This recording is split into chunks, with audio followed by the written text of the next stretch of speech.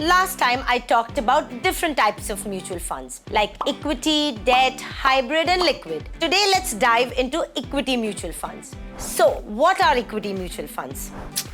Simply put, they primarily invest in the shares and stocks of companies. They are divided into several categories. First up are large cap mutual funds, which invest in top 100 companies by market capitalization, which I'd like to compare to cruise liners.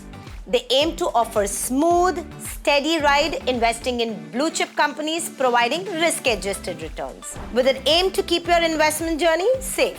Next, we have mid-cap mutual funds, which I'd like to compare to yachts. They're faster than cruise ships, but come with a bit more risk. These funds invest in mid-sized companies, which are ranked 101 to 250 in terms of market capitalization, that have growth potential. But they also carry more risk. So if you're looking for a little more excitement, small cap mutual funds are the way to go. Like motorboats, they are fast and thrilling, but they also come with higher risk.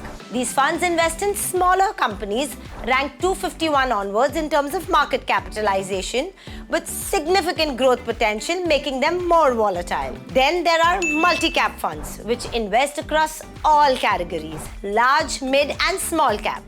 Dividend yield funds focus on stocks that pay dividends, while focus funds invest in a concentrated portfolio comprising of not more than 30 stocks. Lastly, we have thematic funds, which invest based on specific themes. For the purpose of tax savings, we have equity-linked savings schemes, which offer tax benefits but have a lock-in period of 3 years. This is all about equity mutual funds. In my next video, we'll explore debt mutual funds. Until then, stay healthy, keep learning, happy investing, and bye-bye.